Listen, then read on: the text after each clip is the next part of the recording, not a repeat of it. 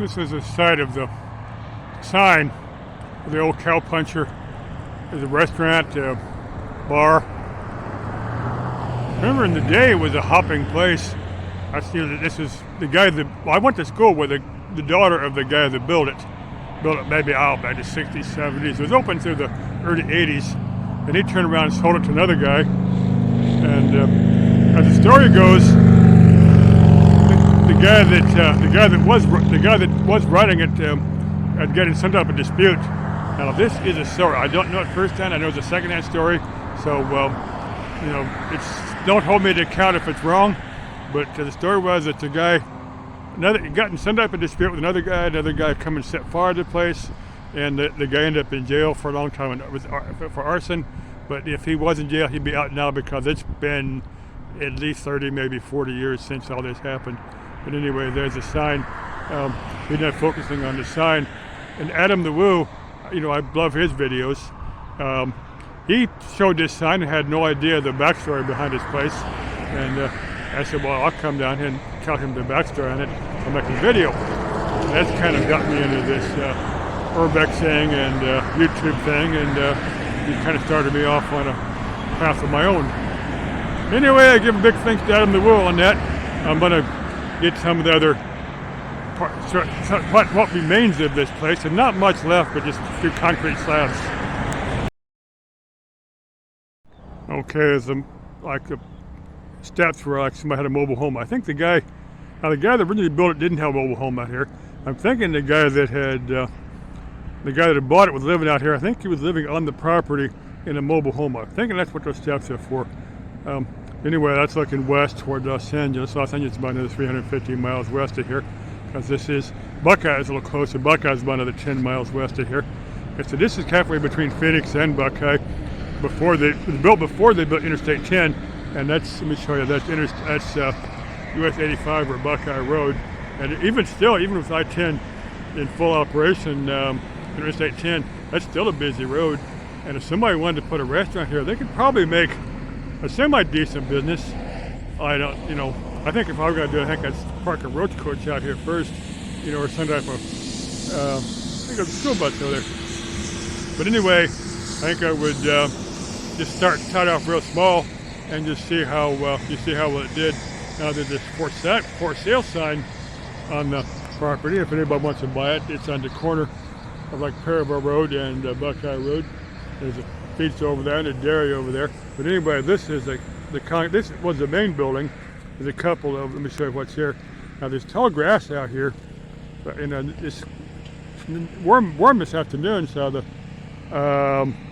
if there's any rattlesnakes out here, they might be roaming about, and I don't really care to tangle with a rattlesnake. Not afraid of them. I more respect them than and afraid of them.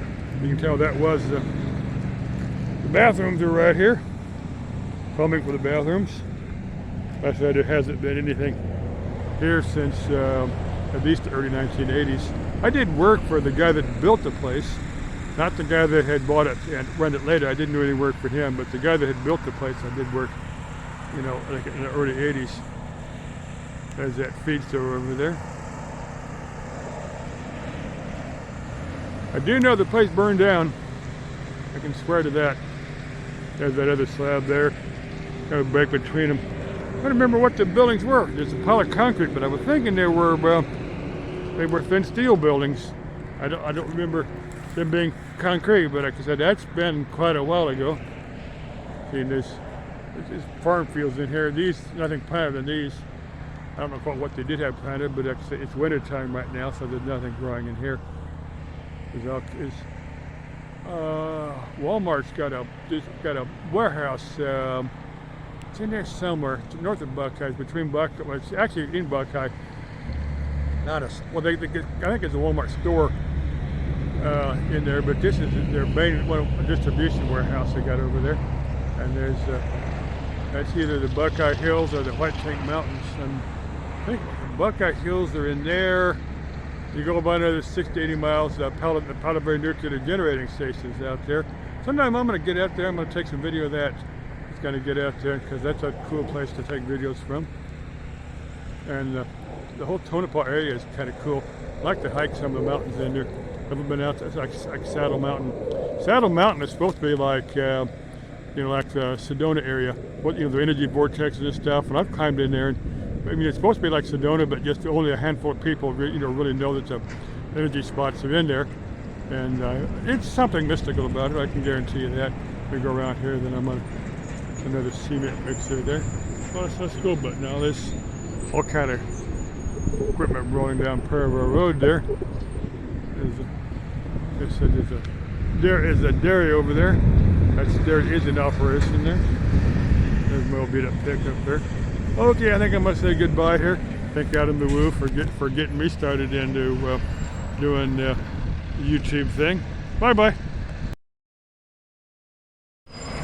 That's an Alfrea High School bus.